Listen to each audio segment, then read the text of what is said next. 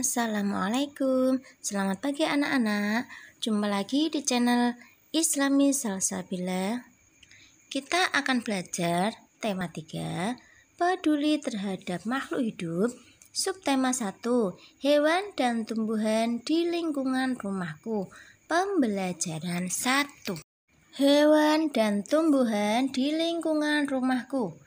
Sebagian besar masyarakat Indonesia mengonsumsi nasi sebagai makanan pokok. Apakah kamu tahu bahwa nasi berasal dari beras dan beras berasal dari padi? Mari kita mengenal padi. Ayo membaca. Tahukah kalian makanan yang paling banyak dikonsumsi masyarakat Indonesia? Bacalah teks berikut dalam hati. Pahamilah isinya dengan baik. Padi adalah tanaman yang sangat penting di Indonesia. Padi menghasilkan beras. Banyak penduduk Indonesia yang mengonsumsinya. Padi dapat tumbuh di daerah panas dengan curah hujan tinggi.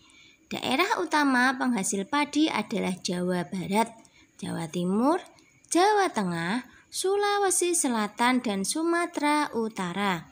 Karawang, Jawa Barat dikenal sebagai lumbung padi nasional. Pertumbuhan padi dibagi menjadi 3 tahap besar. Pertama-tama, benih atau biji padi dimasukkan ke dalam karung goni dan direndam 1 malam di dalam air mengalir supaya berkecambah benih terjadi bersamaan. Selanjutnya, benih-benih ini ditanam di lahan sementara. Bibit yang telah siap dipindah tanamkan ke sawah. Biji atau benih tadi akan tumbuh berkecambah hingga muncul ke permukaan. Bakal akar dan tunas menonjol keluar, lalu batangnya memanjang. Petani juga mengairi, memberi pestisida dan pupuk pada tanaman ini. Selanjutnya, tanaman padi berbunga hingga gabah matang, berkembang penuh, keras, dan berwarna kuning. Gabah adalah bulir padi yang terbungkus dalam sekam atau kulit padi. Gabah ini nantinya yang akan dijadikan benih lagi. Tahap pertumbuhan padi berlangsung antara 110 hari hingga 130 hari. Setelah panen padi, gabah ditumbuk dengan lesung atau digiling sehingga sekam atau kulit padi terlepas dari isinya. Bagian isi inilah yang berwarna putih, kemerahan, ungu atau bahkan hitam yang disebut beras. Soal nomor 1. Apa isi bacaan di atas? Tahapan pertumbuhan padi. Kita lanjut nomor 2. Mengapa tanaman tersebut penting bagi masyarakat Indonesia? Karena nasi menjadi makanan pokok orang Indonesia. Soal nomor 3. Di mana tanaman tersebut dapat tumbuh? Di daerah panas dengan curah hujan tinggi. 4. Berapa lama proses tanaman tersebut tumbuh? Antara 110 hari hingga 130 hari. Jawaban ini ada di paragraf terakhir ya, Dek. Soal nomor 5. Apa yang dimaksud dengan gabah? Gabah adalah bulir padi yang terbungkus dalam sekam atau kulit padi. Tukarkan jawabanmu dengan seorang teman. Diskusikan jika ada perbedaan antara jawabanmu dengan jawaban teman. Indonesia memiliki beragam tumbuhan yang dapat dimanfaatkan sebagai makanan pokok. Beras atau padi, sagu, dan singkong adalah beberapa di antaranya. Di daerahmu pasti banyak tumbuhan yang dapat dimanfaatkan. Ada mangga, pisang, seledri, tebu, atau lainnya. Pilihlah salah satu tanaman yang sering kamu manfaatkan dalam kehidupan sehari-hari. Tulislah pertanyaan sebanyak-banyaknya tentang tanaman tersebut. Pertanyaanmu harus dapat menjawab rasa ingin tahumu. Untuk membuat suatu kalimat pertanyaan, kalian bisa menggunakan siapa, bagaimana, kapan, di mana, terus mengapa. Ini sebagai contoh ya, Dek. Nomor 1, siapa yang menanam padi? Bagaimana cara menanam padi? Untuk contoh kalimat yang lain, nanti bisa kalian cari sendiri ya. Ayo berdiskusi. Kamu sudah belajar tentang bagaimana padi tumbuh? Isilah diagram berikut berdasarkan bacaan di atas. Pertama-tama, direndam 1 malam di dalam air. Kemudian ditanam di lahan sementara. Biji tadi akan tumbuh, bakal akar dan tunas menonjol keluar, lalu batangnya memanjang. Tanaman padi berbunga hingga gabah matang, berkembang penuh beras dan berwarna kuning. Diskusikanlah hasilnya bersama temanmu. Berdasarkan diagrammu, bagian mana yang paling penting? Mengapa? Apa dampaknya apabila bagian tersebut bermasalah? Diskusikan pendapatmu dengan temanmu. Karena banyak dikonsumsi oleh masyarakat, tanaman padi bisa saja berkurang jumlahnya. Oleh sebab itu, petani harus menjaganya. Bagian yang paling penting adalah penyemaian benih padi atau pada saat biji padi tumbuh berkecambah hingga muncul ke permukaan. Karena pada masa tumbuh padi sangat menentukan untuk perkembangan selanjutnya. Jika pada fase ini mengalami kegagalan, maka tanaman padi tidak bisa tumbuh. Berikut adalah beberapa cara untuk mempertahankan padi tetap dapat dinikmati masyarakat Indonesia. 1. Menjaga bibit agar dapat ditanam kembali. 2. Menjaga lahan pertanian. Jangan sampai lahan digunakan untuk kebutuhan lainnya. Misalnya dijadikan untuk mendirikan bangunan. 3. Menjaga kebersihan lingkungan sekitar. Sampah akan menyebabkan banjir. Apabila terjadi banjir, maka tanaman padi tidak akan tumbuh. 4. Saluran air dijaga agar tetap mengalir. 5. Penggunaan beras yang tidak berlebihan. Jumlah penduduk yang meningkat akan meningkatkan kebutuhan yang besar terhadap padi. Penggunaan beras sesuai kebutuhan akan sangat membantu. Berdasarkan penjelasan di atas, tulislah pertanyaan sebanyak-banyaknya tentang bagaimana melestarikan tanaman yang kamu pilih. Selain itu, tulislah juga pertanyaan mengenai bagaimana menjaga keseimbangan agar tanaman tersebut tidak habis.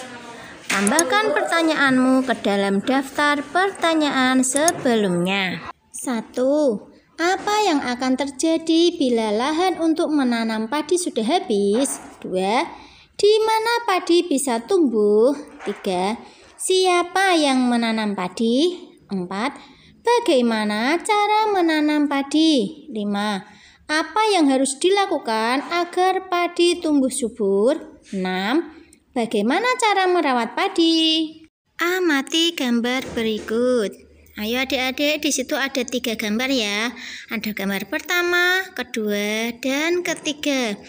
Tulis sedikitnya 5 pertanyaan tentang gambar yang ada di atas tadi ya. 1. Apa saja jenis pekerjaan yang ada di daerah pantai? 2. Mengapa penduduk daerah pantai banyak menjadi nelayan? 3. Mengapa di dataran rendah banyak terdapat lahan persawahan? 4. Mengapa di daerah pegunungan banyak penduduk bekerja pada perkebunan? Contoh soal yang kelima. Apa saja pekerjaan yang banyak dilakukan penduduk di daerah pegunungan. Diskusikan pertanyaan dan hasil pengamatan dengan temanmu.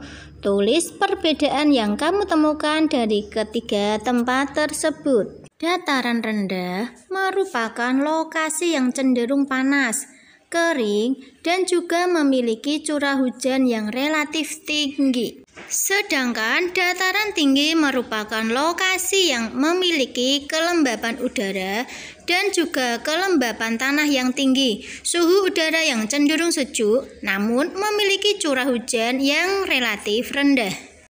Ayo berlatih. Bacalah teks berikut dan isilah tabelnya. Gambar 1 itu menunjukkan pantai, sedangkan gambar 2 dataran tinggi. Gambar ketiga adalah dataran rendah. Pantai adalah daerah yang berbatasan langsung dengan laut. Pantai ada yang landai dan ada pula yang terjal.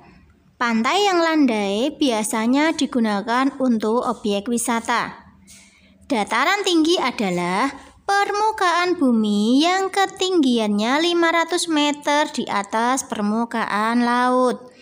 Dataran tinggi biasanya dimanfaatkan untuk peristirahatan, objek wisata, dan usaha perkebunan. Dataran rendah adalah permukaan bumi yang datar dengan ketinggian kurang dari 200 meter dari atas permukaan laut. Pada umumnya, dataran rendah berada di sekitar pesisir pantai. Dataran rendah banyak digunakan untuk berbagai keperluan, di antaranya pertanian, peternakan, perumahan dan industri, serta beberapa jenis kegiatan perkebunan seperti perkebunan kelapa dan tebu. Lokasi pantai adalah daerah yang berbatasan langsung dengan laut. Pantai ada yang landai dan ada pula yang terjal. Pantai yang landai biasanya digunakan untuk objek wisata.